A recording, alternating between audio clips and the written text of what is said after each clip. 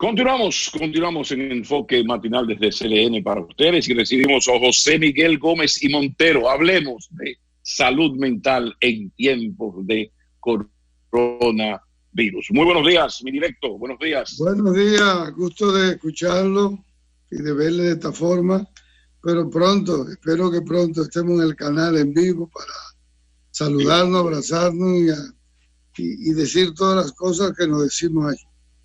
Bueno. Y esto del comportamiento social en esta, alguien quiso llamarle nueva normalidad, yo no sé si merece el término. Podríamos tener de parte suya una lectura a esto que se nos ha presentado luego de que se abrieron prácticamente todas las puertas, o casi todas. Sí, es así, Pablo.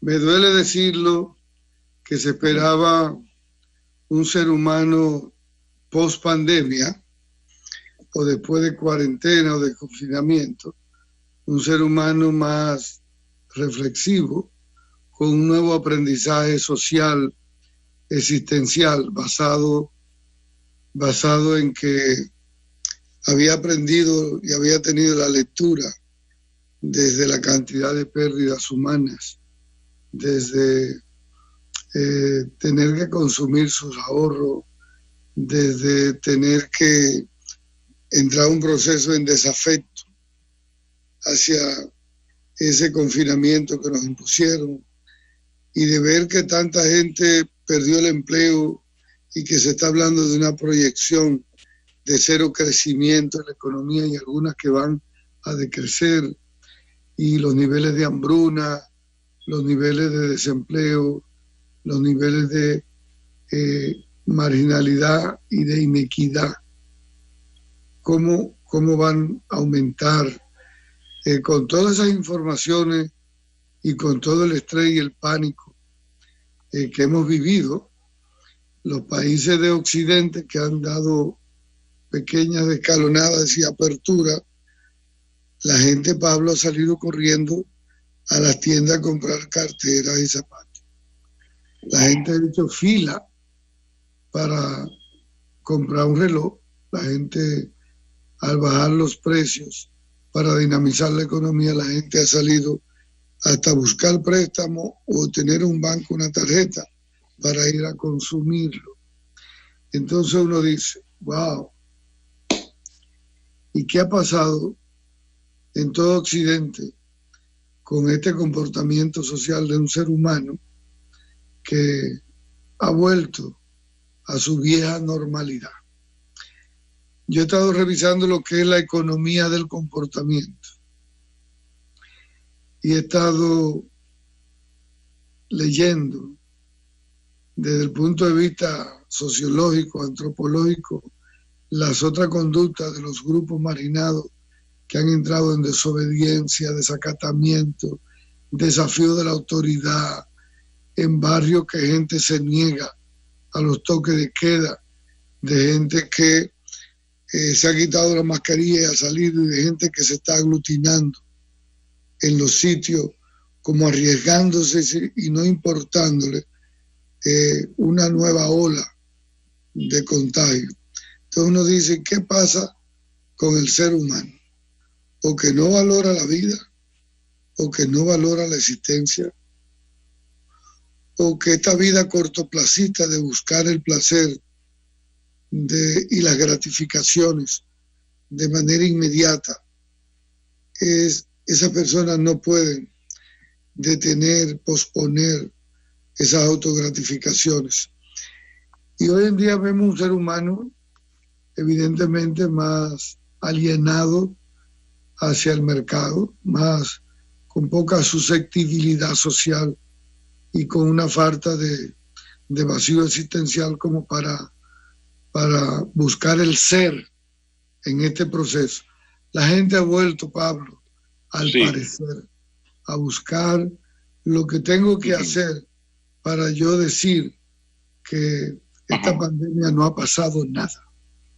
Precisamente, doctor, de eso hablábamos ahorita, porque yo citaba mi vieja cita de Voltaire de que los pueblos los hombres solo aprenden sufriendo. Entonces uno decía que la única parte positiva de esta desgracia mundial era que algo nos iba a enseñar, y como hemos sufrido, como el muchachito que pone el dedo en la salida eléctrica, le da el corrientazo, eso es más didáctico que 30 veces mi hijo no ponga el dedo ahí, que te va a dar un corrientazo. Entonces, de repente ocurre la tragedia, estamos vueltos locos, 2 meses encerrados, somos más pobres que nunca, más solitarios que nunca, y eso como la canción de José Alfredo, nada nos han enseñado los años. Entonces, desde la psiquiatría, desde la psicología y la psiquiatría social, ¿cómo explicar que ni sufriendo somos capaces de reaccionar y seguimos en esa dinámica que tanto usted en este programa ha comentado? Y entonces, por favor. Bueno, entonces, mira, esto le da una lectura a uno sobre el cerebro. Toda esa gente que está yendo de manera compulsiva a una cotidianidad, asumiendo hasta conductas de altos riesgos y de compra y de hábitos no saludables, uno se da cuenta que hay una gran cantidad de personas que le han condicionado su cerebro y que han respondido con sus fijaciones cerebrales. ¿A qué me refiero? Por favor. Los mercadólogos, los neurocientistas, los del neuromarketing, los publicistas, hace mucho, junto con médicos y psicólogos sociales y estrategia del consumo, hace mucho que se descubrió que el cerebro tiene unas neuronas espejos que a través de ella la gente fija los conceptos y los estímulos perceptivos desde fuera, cuando los graba y los sostiene en el hipocampo donde está la memoria y estimula mucho el núcleo accumbens, una estructura del cerebro que es la que más produce dopamina y endorfina, y la dopamina es el químico que tiene que ver con el placer. Es quien te dice, compra, come, haz cosas. Entonces, cuando uno ve que la parte de la corteza prefrontal, donde está la parte discriminativa, la parte adulta, la parte para dirigir la conducta de forma discriminada y sabia, midiendo los riesgos y las consecuencias, esa es la parte que le dice a un ser humano las diferencias entre una cosa y la otra. Entonces, cuando esta pandemia ha pasado y está y va a vivir por mucho tiempo, y la gente ha vuelto a la cotidianidad con la dopamina, con los estímulos cerebrales, con sus neuronas espejo, a hacer cosas, uno se da cuenta de aquello que decían los sabios, es decir, cómo los cerebros de las personas se condicionan, Pablo, de una forma tal que pasan acontecimientos que deberían cambiar o modificar los pensamientos y la estructura cerebral para un nuevo aprendizaje, que el ser humano no ha aprendido nada. Eso te está diciendo que hay más gente víctima de adicción al consumo, que hay más gente víctima de adicción a las compras, que hay más gente que está más regulada y más condicionada emocionalmente y conductualmente para responder de forma automática, sistemática, y no da ser tiempo para reflexionar, y a uno le preocupa y le duele eso. Sí. Doctor, pero esas son palabras mayores, porque eso viene a dar veracidad a viejos temores, Antes de que los medios de comunicación tuvieran la oportunidad, la importancia que tienen, incluso se le llamó al siglo, se decía, bueno, el siglo XXI va a ser el siglo de los medios de comunicación, la importancia fundamental de la comunicación, y ahora póngale ahí las nuevas tecnologías. Podríamos deducir de ahí, empujando un poco, que antes de esta gran explosión de los medios de comunicación, la socialización se daba entre los amiguitos en la esquina del barrio o en el patio de casa, en la escuela o en el patio. Luego tú ibas y veías Tarzán y veías el Llanero Solitario, pero la mayor parte del tiempo de la gente era entre su gente, conversando. De repente, ¿hasta qué punto el predominio total y que nuestra vida sea en gran medida una vida mediática? Despierto y no llamo al amor, despierto y entro a Twitter y reviso cómo están los emails. Ya, o sea, ¿hasta qué punto esto es lo que está provocando que el poder del adoctrinamiento, que lo conocimos en la publicidad primero, esté sobrepasando todos los límites que ni sufriendo aprendemos? Bueno, ha pasado y se va esto, a uno le duele mucho, se va a empeorar, porque aparte de esa era de la comunicación, la tecnología, la robótica, la automatización, que va a romper también con la vida de la gente, los esquemas y los empleos. Y esos son los postulados de Bandman y de Hillary, de Haller, en los 21 desafíos del siglo XXI. Es decir, esa crisis de identidad generalizada, esa despersonalización y esa deshumanización colectiva de cómo en los países desarrollados vimos que la gente veía furgones completos de cadáveres, como la peste que describía Camus, cadáveres en la calle en Nueva York, y la gente tiraba una foto y seguía caminando. Y la gente fue capaz de presenciar todo eso y salir a reclamar unas libertades para que le abran las calles a grito y a pulmón, para volver a sentir esa libertad y asumir derechos basados en esa nacionalidad, reclamando unos derechos para exponerse él o exponer a otras personas. Y pese al llamado de la sanidad y de los médicos, de que se estaban muriendo la gente y que se estaban contagiando, y que esto iba a durar más tiempo, que por favor modificar. La gente no respondió. Y ahora, apenas hace 3 días que en República Dominicana estamos haciendo la fase 1, y tú ves el comportamiento de la gente.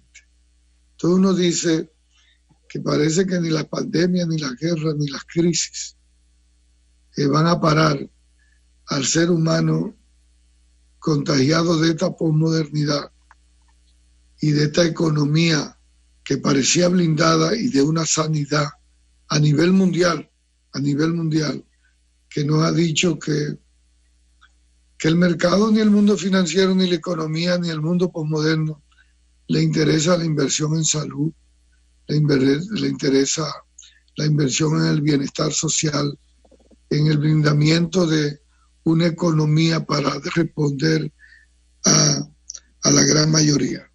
Ahora se ha visto qué tan pobres son en Occidente, en los países desarrollados, qué tan pobre y tan frágil era Estados Unidos y todo el resto del mundo, que tenía esa crisis sanitaria, donde una falta de médico y de equipo y de falta de respuesta.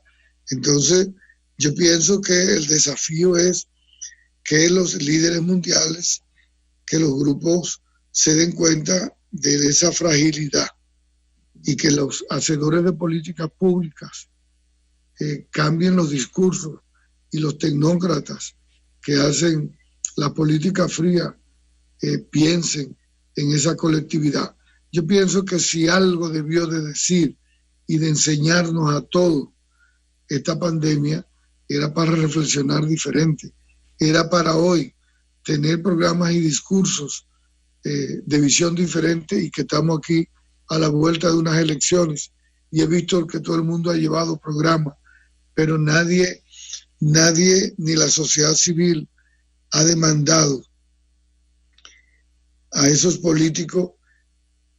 El 5% en salud es obligatorio del Producto Interno Bruto. Mantener el C4 en educación. ¿Y qué vamos a hacer con las respuestas sociales? Porque también hemos visto la gran fragilidad y las hambrunas que van a venir, y cómo esa diferenciación de inequidades, Pablo, va a crecer en el mundo y en República Dominicana. Entonces, ¿cuáles son las atenuantes? De eso que quiero que estemos hablando. Lo que pasa es que estamos en una situación difícil porque nos habíamos pasado la vida pronosticando que un gran trauma podría salvarnos. Dentro del dolor de un gran trauma podría salvarnos. Aquí un sector de la iglesia, unos militares antipatria y un sector recalcitrante de los empresarios le dieron un golpe de estado a Juan Bosch y tembló la tierra en el 65. Y a partir de septiembre del 65, aquí ni borracho ni loco se le atreve ni a embajada, ni a empresario, ni a militar vuelto loco a hablar de golpe de estado. Más nunca. Es decir, se aprendió la lección de ese golpe de estado a don Juan, y la batalla del Puente Duarte es el símbolo de eso. Bueno, pues mire, llevemos ese caso a esta situación actual. Pasó un abril 65, esto es un abril 65, y aquí seguimos igual. Lo que nos lleva entonces, como padre, viene la pregunta: ¿qué yo puedo hacer para que mi hijo no sea tan esclavo de ese adoctrinamiento terrible que van a dar el fortalecimiento de esos pareceres que van a dar los medios de comunicación? Como padre, ¿qué yo puedo hacer con el carajito mío que va subiendo, la muchachita? ¿Qué se puede hacer como padres?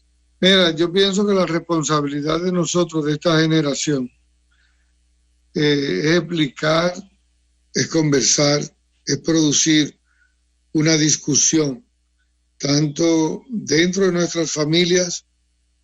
Yo espero que lo hagan las universidades, que hagan paneles en las escuelas de psicología, de sociología, de economía, de antropología, de filosofía, que se hagan muchos encuentros, simposios, talleres, seminarios, para discutir esto que tú y yo de forma brillante estamos hablando hoy, porque, Pablo, si el ser humano no discute, no reflexiona, no hace una articulación de juicio crítico a esta sociedad, a este comportamiento social de unos y de otros, y esta falta de obediencia y de responsabilidad social, si no hay esa reflexión y no hay esa discusión y no hay esa parada para tener una mirada diferente, una percepción diferente, evidentemente que lo que tú estás diciendo de ese comportamiento,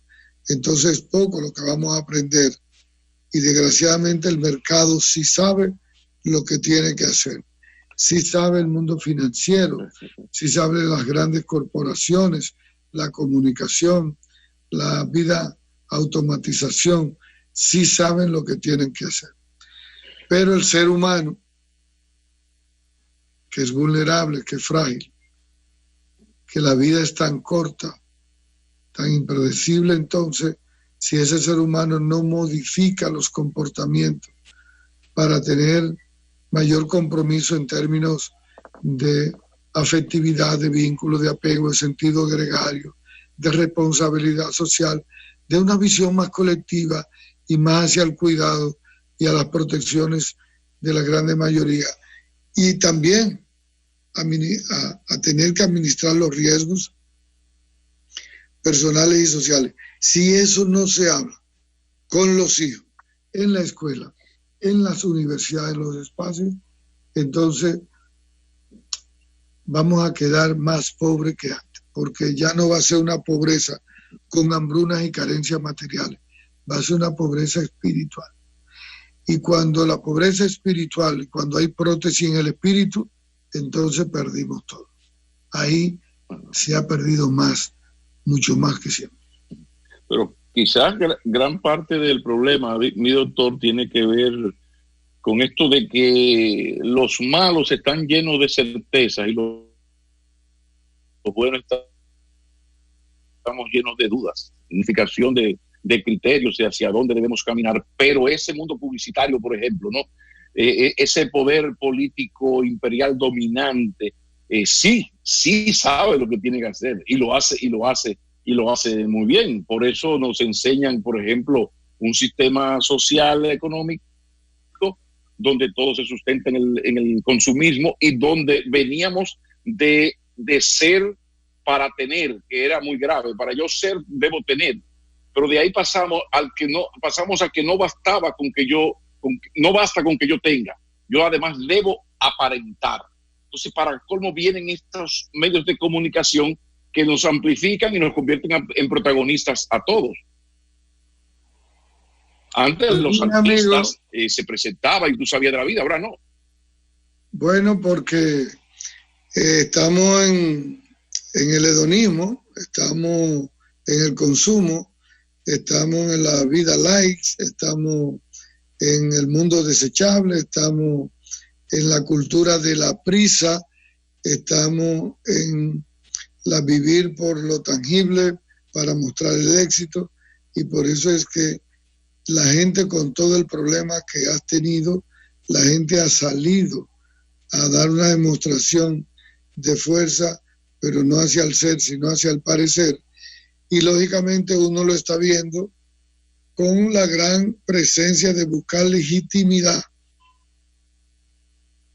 a ese cuerpo humano y a esa vida humana a través de las redes sociales, de cómo la gente está subiendo de todo a través del Facebook y a través de Instagram, de Twitter, a través de lo que sea, para decir qué está haciendo y qué lo está haciendo bien.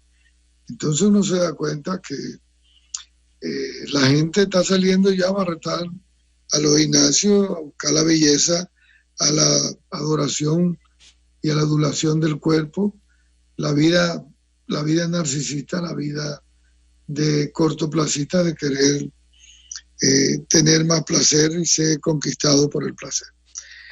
Y yo pienso que esa combinación se perdió entre asimilar el ser, fortalecer el ser y responder a la economía con algún tipo de discriminación. Ahora yo sé que la gente debería tener mayor tendencia en esta crisis a buscar cómo va a producir más, cómo va a ahorrar más, cómo va a gastar menos, cómo se va a enfocar y va a priorizar su economía, su autonomía, cómo se va a blindar más, cómo va a funcionar en la vida más ligero y más simple, cómo se va a buscar de vivir más con la afectividad, el apego, el gregarismo, el colectivismo, cómo se va a cuidar más la salud mental, porque la nueva pandemia que viene son los trastornos de salud mental. La gran cantidad de depresión, de suicidio, de estrés, de angustia, de estrés postraumático, de consumo, de adicciones, todo eso va a multiplicarse. Doctor, muchísimas gracias. Brillante como siempre, pero un poco más brillante de lo común. Muchísimas gracias, doctor. Muchas gracias. Muchísimas gracias. Los afectos, saludo a los demás, a mi amigo Nelson. ¿Y no va a saludar a Alice? No, a Aris siempre la saludo y le tengo su afecto y su abrazo que la veo. Ay, su trabajo muy bien y las reflexiones en eso. Te leo esta tarde. Doctor, muchísimas gracias y gracias a ustedes que han acompañado al doctor José Miguel Gómez y Montero en esta sección sumamente didáctica hoy de salud en enfoque. Pausa y continuamos en breve, no se vayan.